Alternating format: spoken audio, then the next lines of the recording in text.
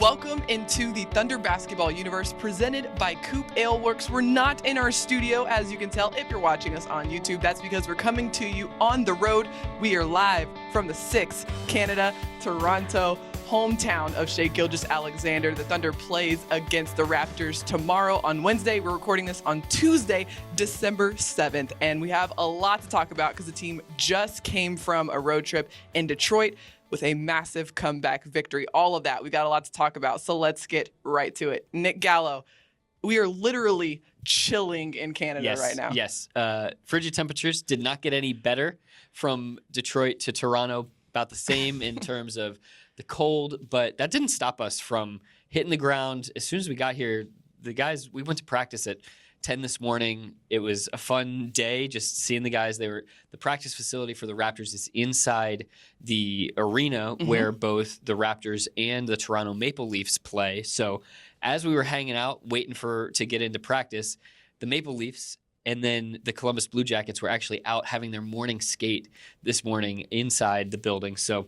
Scotiabank Arena was definitely packed with all sorts of different types of sporting people this morning. Lots of fun for us to just be there kind of hanging out. Yeah, these guys wasted no time getting back to work after that win. And I have to say, I thought I came prepared for the 20-degree temperatures that we were going to be experiencing in Detroit and Toronto. Brought my big puffer jacket, Didn't take it off when we got into Scotiabank Arena. It was still cold in there, and it makes sense because there's a big sheet of ice on the ground in there. Yeah. The hockey pucks were flying around. We actually went out. We recorded our game day report for OKCThunder.com and our at OKC Thunder channels, and we were trying to figure out, can we sneak out of the building for a second? Can we stay warmed up while we do our hit and then sneak back in? And fortunately, we had a very nice man who was there waiting for us, making sure that we were able to get back into the building, get into practice, and just see these guys come off a great come-from-behind win, down 18 points in Detroit, the 5th comeback of 15 or more points this season by this team,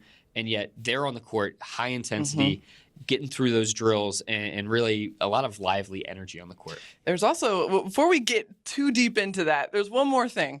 We are in Shai and Lu's home country, and we talked to Lu after practice today, and you could tell he was just so excited to be back in Canada. Mind you, the Thunder hasn't been in Canada since 2019. That's right. Obviously, the Raptors had to go to Florida to play their whole season last year. Down in Amalie Arena. There we go. We had a little trivia question today. Just that I could not remember the name of the arena that they were playing in. Very obscure, don't worry. But yeah, Lu and Shai are both very, very excited. They've got friends and family that are going to be here to be able to see them, and they have been looking forward to this for a long time. That's right. Yeah, because of the last couple of years, this really hasn't been possible. We remember earlier in this season when Lu Dort's mom had her very first chance to come to Oklahoma City and see Lu play in a game live inside Paycom Center. That was really cool. This is a nice opportunity for probably some of those extended family and friends who can't make the trip to Oklahoma to just come and see the Thunder take on the Raptors. And by the way, Shai, the one time that he's been with the Thunder in Toronto, had one of his best performances of his career. That's right. 32-point effort up here in the 6. You can only imagine how exciting it is to be in the arena that you grew up watching as a kid and watching a lot of those old Raptors players who were big names in the NBA and actually being able to play on that same floor. Yeah, Lu told us that he just remembers growing up as a very young kid getting to watch Vince Carter play and that being a guy that really charged him up about having the chance to play professional basketball in Canada. Of course, I had to tell him my Vince Carter childhood story as well. But stay tuned after the podcast to hear that actual story. And so it's just it's exciting for the whole team, and be sure to keep an eye out at OKC Thunder social channels too, as we do more and more to build up towards this game. All right, should we dive into this 18-point comeback that the Thunder. All right. Let's go for it. So we're going to start with, you can Shai that again. Nick, I will let you go first. Yeah, let's talk about a guy who on 2 separate occasions was called a monster last night. That's Kenrich Williams. Yeah, got to be K-Rich. Both Mark Daigneault and Josh Giddey called him a monster after the game. He'd missed 3 games due to an ankle sprain.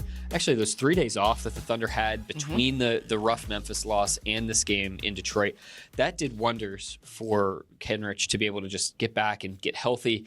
He actually stayed back from the previous road trip to continue rehabbing. He worked with Donnie Strack and some of the other Thunder staff members to just make sure that he was taking everything seriously and treating his body right. And when he came out and was on the court for the Thunder in that game against Detroit, he was absolutely ready to rock. He stood out so significantly on the defensive end. Right. He was still, great offensively, especially in the fourth quarter. But it was the defensive end where you could just tell that he was bringing a spark and he was lighting a match for this group that was contagious for everybody. He had, I'm looking at the stats here right now, 4 steals, 2 blocks in that game. And the 4 steals, 3 of them happened in that third quarter when the Thunder was really starting to shift the momentum in back on track and in their favor, cutting down that 18-point lead.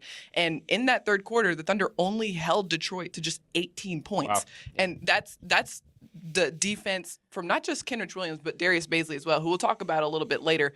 But yeah, it was the defensive spark that you could tell was really contagious for the group. And all 6 of those combined steals and blocks by Kenrich happened in the second half of that game. Mm-hmm. And Paris, I want to ask you, he was really kind of going back and forth between being stationed at the elbow and stationed at the block in weak side, help side position. The Thunder calls that just being in your loads. Yeah. What is key when you're in that spot to recognizing when the ball is going to come, how to be in the right position, keeping an eye on your guy, keeping an eye on the ball as well? It takes a lot of reps to be able to have such a good feel for that spot, because especially for young players, I feel like it's easy to be like, okay, I'm loaded up. I know where I'm supposed to be spot-wise, right? I'm at the elbow. I'm where I'm supposed to be. But for Kenrich, I feel like he has just such a great feel of, okay, yeah, the ball's on the other side of the floor. I need to be at the elbow, but really I should kind of sink down a little bit to kind of cover as much ground as possible, get a feel for the side of the floor. And you match that with the anticipation that he has on that side of the floor and the just sheer hustle that he shows all over the floor. And you end up with a lot of these help side steals that we saw in that game. And so Kenrich has a lot of that, not just the anticipation and the IQ, but the feel. That's intangible. You can't really teach that. So those steals, some of those passes look like they were just thrown right to Kenrich. Mm-hmm. And so, you might hand wave and say like, well, that was an easy steal. It's thrown right to him. But as Mark Daigneault pointed out, it's like, yeah, they were thrown right to his spot, but he was in his spot. He was in his spot. And that's a crucial skill to just be, in the constant motion that is being in an NBA defense, to be in the right spot. There's a reason why a defender is supposed to be there, because that's the most likely spot where a lazy pass, might try to skip across the court. One other thing about Kenrich, on the defensive end specifically, 31% of his points are off of turnovers. That is the 3rd highest mark in the entire NBA. And if that doesn't scream Kenny Hustle's stat line, I don't know what does. That should have been my name that dude, honestly. Yeah. Because that is just the epitome of why Kenrich got the nickname Kenny Hustle. Well, and that's what every NBA team wants to do. You hear it said over and over and over again, we want to turn defense into offense. Right. Well, this is a guy that turns defense into offense. Literally. And I love what Mark Daigneault said about him. Actually, before we even knew he was going for sure be back for that game in Detroit, it was at practice on Sunday. He said, Kenrich is a perfect example of how a guy can go from, exploring his game in his first couple years to trying to tighten up his game and be really efficient in his role, and then getting an expansion of that role, more minutes, up to the point where we see Kenrich kind of in that 20 to 25 minute range, and that's like a really nice cap for him to be a superstar in his role. And that's a great example to some of these other young players. You think of Darius Bazley and Trey Mann and Jeremiah Robinson Earl, these guys that are trying to learn who they are in this league. They can look to a guy like Kenrich and figure out, okay, within my box as a player, as I'm continuing to define and craft my game, how can I maximize every minute of the floor that I'm on? It reminds me, and I'm going way, way, way back here, to when Kenrich first joined the Thunder roster. And I remember asking Coach Daigneault about Kenrich, just like, initial impressions, what are you seeing in training camp, what stands out? And the thing that has stuck with me to this day is that Kenrich is just seems to always be around the right play. Yeah. He always seems to be around the ball. And we're seeing that, tenfold now in his second season with the Thunder. But it seems to be on both ends of the floor. He just has great feel for where the right spot is. And that's why when we talked about this during the preseason, when Kenrich was out, it felt like somebody was missing out on the court. The Thunder would go through its rotation of players, and there was that one guy like in the second unit. It's like, where's Kenrich? His presence, his energy was just so clearly not there. And I think that's what the Thunder saw in that 3-game absence as well. 2 games against Houston and Memphis is, not that he necessarily would have changed the outcome of those games, but the kind of tenacity and the energy on the floor, he brings such a unique presence that when he's not out there, you can feel it. Let's flip the script here and talk about offense from Kenrich. Sure. So this is a really important factor because he had 12 points off the bench for the Thunder in this game, but he was perfect, 3 for 3 in the fourth quarter. That's right. A lot of those were assisted buckets, and again, being in the right spot at the right time. Nice connection that he has with Josh Giddey. Backdoor cuts for a couple of dunks that were huge during that sequence. At one point, the Thunder ripped off, what was it, Baker's dozen? Yes, straight 12. Made field goals in that fourth quarter. They shot 17 of 19 in the entire fourth quarter of that game. And most of those buckets were layups, dunks. It was cutting. It was ball movement. It was just being able to attack at the rim based on that great execution. And Kenrich is right at the heart of that.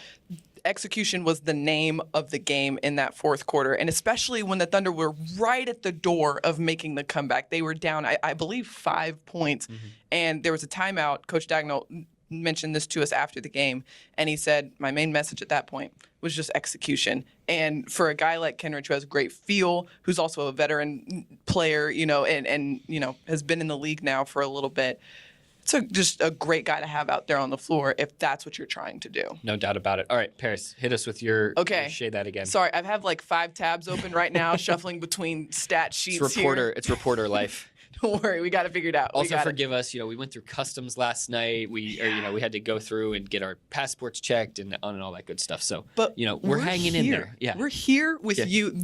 Clearly, this is important. This is the most important thing. We got to talk to our pod people. Come on. Okay, here we go. Mine is, we just know our brand of basketball that we want to play. I actually am not sure I know who said this. Oh. I'm guessing it's Shai. It was Shai. Yeah. It was Shai. Okay. You know what he was talking about? I think he was talking about on the offensive end of the floor. Yeah, just the attacking downhill, sharing the ball, getting it moving, right? Yes, and I wanted to bring this up because obviously this was Shai's first game back after concussion protocols. He missed one game, that game over in Memphis, and his game back. From the outset, he wanted to set a tone of attacking the paint, hunting paint touches, and getting to the rim. And it was very clear, very evident. He had 11 points in the first quarter alone, but he also balanced that with 4 assists in the first quarter as well. By the end of the night, he had 30 points, correct? Yeah. And 13 assists. That's a career high for him. And so I wanted to point this out just to indicate that yes, Shai had the ability to get downhill, get to the rim, and create those finishes, and he can finish, but it's the balance of what he's able to create once he gets in the paint that makes it so dangerous. That's right. And on his drives this season, his pass percentage is about 43, 44%. That's actually down a little bit from last year when it was around 50%. But overall, the Thunder is second in the NBA in terms of how frequently it passes out of drives. That means this ball is moving, it's hitting the paint, and then it's spraying back out for kick-out threes, for nice second chances, for drop-off passes. Guys are getting downhill like Shai and then finding the next man. And, sometimes we think of players, even in year 4, as like not necessarily finished products, but like that we know what they are. But we continue to see Shai evolve and change and thwart defenses when they're trying to stop him. We're seeing, him maybe go a little bit more away from that sidestep 3 over the last couple weeks, but we're also seeing him make some bounce passes and make some plays on the pass that we have not seen before. And I'm not saying he stole this from Josh Giddey, but there was a bounce pass that he had last night that was very Giddey-esque. And I just think these guys, they continue to rub off on one another. They continue to learn from one another. And they're artists out there on the basketball floor. Sometimes they're inspired by one another. The other element and the other benefit of attacking downhill as often and as aggressively as Shai did is getting to the free throw line. That's right. Shai had 15 free throw attempts in this game, one shy of his career high, which he got in his previous game that he played against Houston inside of Paycom Center. So it's a continuation of what he has really been working towards and building towards. And it also led to the massive free throw differential that we saw in this game. The Thunder was plus 24 on free throw attempts, the largest all season. Right. Okay. I think that segues us into name that dude. Okay. All right. Because my stat is 26 for 31. And that is Shai's free throw attempts over the last 2 games that he's played. I wouldn't have gotten that, so thank you for saying that. I got your back.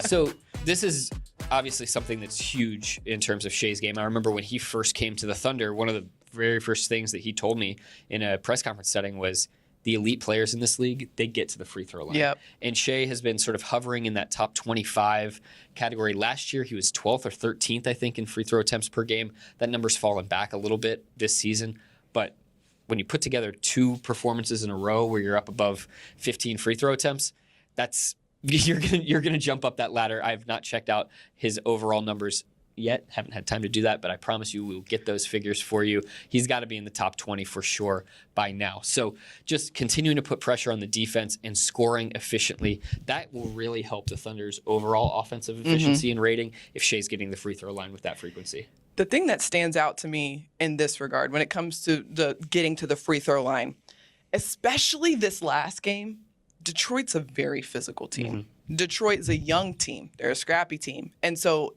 you're going to get fouled when you get to the rim. Right. And there were some hard fouls in this game. Dort took some hard fouls. Obviously, Shai took some hard fouls.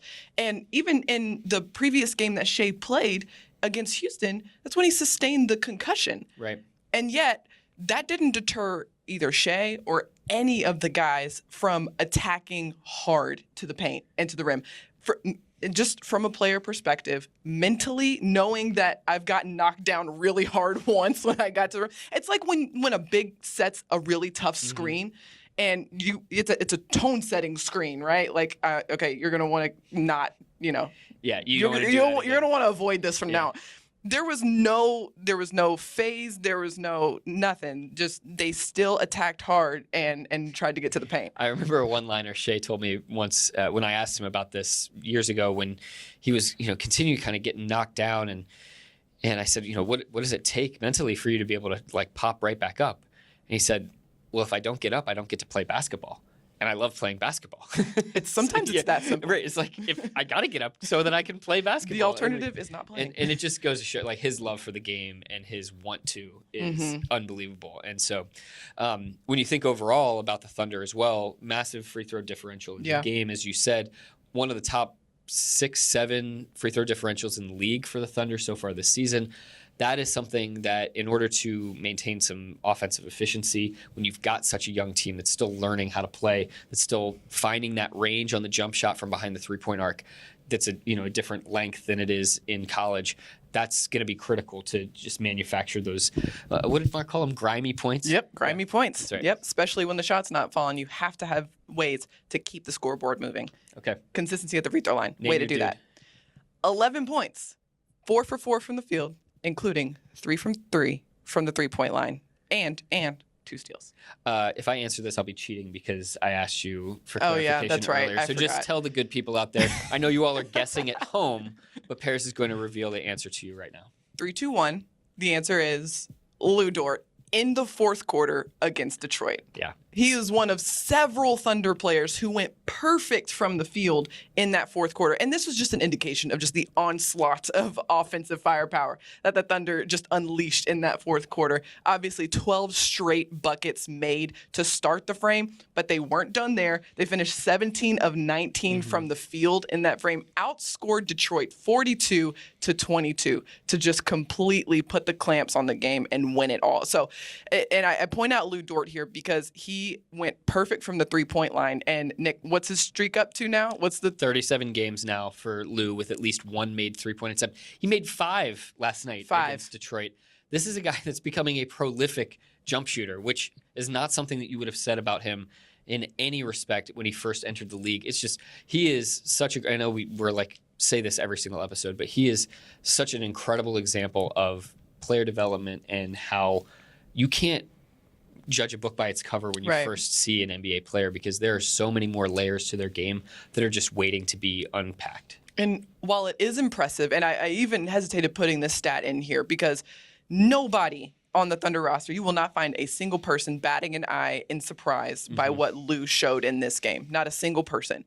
And the reason I put this in here was an indication of consistency from Lu, knowing that stat line of the streak of games of which he has just, been able to knock down a 3-point shot. But also, every time you ask somebody about Lu's 3-point shooting, it always boils down to Lu works hard. Yeah. Lu has worked for this. And what we're seeing right now is the fruits of his labor. Kenrich Williams, after the game, talked about, this offseason, I used to go into the gym late and just see him shooting on the gun late at night. And now we're seeing him make 5 threes in a game to help an 18-point comeback win. And so I pointed this out just to indicate the amount of work that went into what we're seeing from Lu and also the consistency so far this season. And I think it's a good reminder also, Paris, like especially coming off of the loss in Memphis, there were a bunch of guys out in that game. Right. And the Thunder in Detroit, that is much more similar to how they've performed all season long in terms of the tenacity, the competitiveness, the never say die mentality. Like the Memphis game, while the Thunder is certainly owning that, like they are not running away from it, not shying from it, but it's also not really been like an indicator of how this team has played all season long, much more of an outlier than anything. And so when you talk about Lu and his shooting and nobody being surprised, like same goes for Kenrich's hustle and defense. Same goes for Shai's aggressiveness and attacking. Like these are things that we've seen all season. What made Detroit special was the Thunder was able to put all of those things together for a longer sustained period of time and finish the game with all of those things working in concert together. It was a really nice crescendo. I love what we talked to Coach Dagnall today at practice, and one thing that he said that really is going to stick with me for a while is that, you have to have 2 elements to be successful, and that's the competitive spirit and the discipline. Yeah. And you can't just have the one without the other. If you just have the discipline, you just don't stand a chance. If you just have the competitive spirit, he said you're kind of just at the mercy of whatever, hustle gets you. Yeah.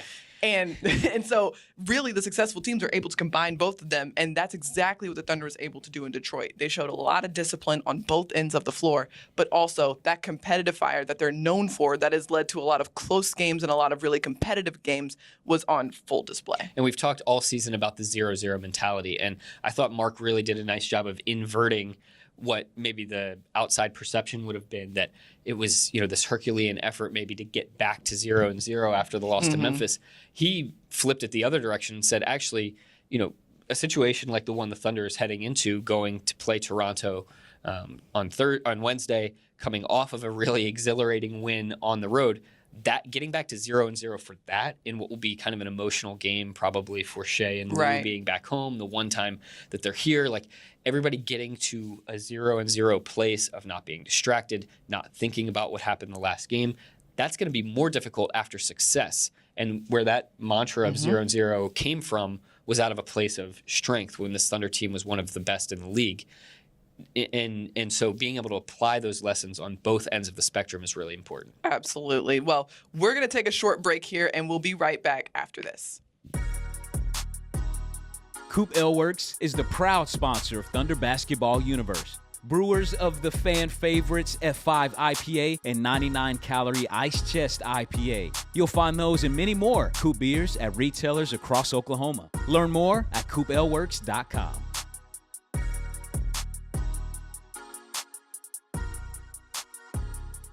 We could not let you go on this podcast without blessing your timeline. And Nick Gallo, tell the people who blessed all of our timelines in Detroit. Young Darius Bazley came over and presented us with a scene that we haven't really gotten the chance to have in a couple years. There are 2 different perspectives on this, by the way. So one was there, and I was watching it on TV. Okay, so I'm getting ready to do the walk-off interview on Bally Sports Oklahoma with Shai, and all of a sudden I just hear this booming voice coming in behind me, and it's Darius Bazley who comes crashing the party, and he gets right in between me and Shai, and he starts waxing poetic about how Shai does this, and he's the man, and he's a guy that we lean on every single night. And it was just so cool to see Baze pop in that moment, so much like vigor and enthusiasm, and Shai, of course, completely embarrassed and like laughing. Get out of here! Like, get out! Yeah, exactly. And so that was a lot of fun, and it just reminded me of the 2019-20 season, when it seemed like every single walk-off interview that I was able to do, guys were in the background, people were dancing. I think Nerlens Noel did the robot one time. Like it was something every single night when we would have these walk-off interviews. And because of COVID, because of last season, us not being able to be on the floor or travel with the team, like some of those bonding connection moments that the fans really can like latch onto and recognize how close these guys are and how much they love each other, those opportunities weren't really there the same way. And so to have that again was really, really special. And not to make too much of it, but it brought back such nice memories. Yeah, and it was just really fun to see. So I was off the court watching this from a monitor with a little earpiece in, listening, and yeah, it was just a really fun scene. And you could tell that these guys, it's fun being able to overcome a deficit like that, being able to, as a group, collectively mount a comeback like that. That's a lot of fun to be out there on the floor in a game like that, especially after a fourth quarter where you just went 17 of 19 from the field. Whole lot of fun. But I do want to point out Darius here, because although he didn't have, double digits in this game, and he wasn't, a big scorer, he played a big role, and he had a really solid stat line. And the biggest number to me is the 3 blocks. That's right. He is blocking shots on the ball, coming over and help side blocking. He's blocked a few jump shots this season, including one at like the elbow last night. At 6'8", for him to be in the top 25 in block shots in the entire league per game, and he added to his total last night, that's really impressive. That he's not, one of these guys that's sitting back in drop coverage like Rudy Gobert or Hassan Whiteside or whoever, whoever you name that's a 5-man. This is a power forward who's defending mostly perimeter players, but he's the first guy off the floor, and that's what's allowing him to get a hand on balls. Coach Dagnall called him an elite shot contester. Yeah. And this is a really big area of growth that we've seen from Darius so far this season. He is going up against, and he is defending some really tough assignments defensively. He asked for this at the start of the season. He wanted to take on some really heavy, assignments on the defensive end. And so we're seeing him kind of grow into how he's able to contest these looks. I mean, he had Jeremy Grant last night and blocked a couple of his shots as well. But it starts with being in the right spot, being able to contest those shots, get a hand up, and then, every now and then you might be able to get a hand on it. And the great thing about Baze is among all players who are playing 25 or more minutes per game, he's averaging the fewest fouls per game. So when you're up there, when you're contesting shots, he's not getting his hand caught in the cookie jar. He's not accidentally making contact with elbows and forearms. Like, he's accurate in his contests as well, and that really helps contribute to his effectiveness as a defender. And you mentioned the stat line. Why don't you read it to the good people, because it's full. All right, listen close, and take some notes if you care. Okay, so 7 points, 8 rebounds, 3 blocks, 2 steals. We talked about Kenrich Williams, stocks, the 4 and 2. Darius Bazley right there with him with 3 and 2 of his own. And a couple more dunks to add to his tally. Baze leads the team in dunks, as he does with blocks as well. So just critical for him to be an efficient, effective player as sort of one of the secondary tertiary scorers on this team. Yep, and I want to add here, too, that the blocks from Kenrich, the blocks from Darius, helped total the team up to 11 blocks in that game. That's a season high for the Thunder. Again, just an indicator of the discipline plus the competitive fight and spirit that we saw against Detroit really helped mount that comeback. Really cool to see for this group. All right. So that was the recap of that Detroit comeback. The team plays again on Wednesday. Let's give you what's on tap before our next podcast. We are going to come to you live back from the studio in Oklahoma City. We'll be back there on Thursday. Again, the team plays on Wednesday against the Raptors. And then after that, team is at home playing the Lakers on Friday. That's right. Starts a really nice, good homestand for the Thunder, a few days off between games. This is going to be a great chance after what was a sprint over the last few weeks for the Thunder to get settled in right before the holidays and then take care of business on its home court against some high-quality opponents. And you're facing a Lakers team that you've already beaten twice this season. You know that they're going to be hungry. Absolutely. And before we let you go, also want to make sure you go to OKCThunder.com. Nick Gallo just wrote a great story on Kenrich Williams and the fight and the hustle that was demonstrated in that Detroit game. Be sure to go to OKCThunder.com to go check that out. And that's your one-stop shop for all game coverage as well. Me and Nick have got you covered there. Be sure to follow at OKC Thunder on all social channels as well. Until our next podcast, thank you so much for listening and watching. Be sure to like, rate, and subscribe wherever you get your podcasts. If you're not watching us on YouTube, be sure to check us out there as well. Thank you so much to our producer. And until next time, Thunder up and catch you later.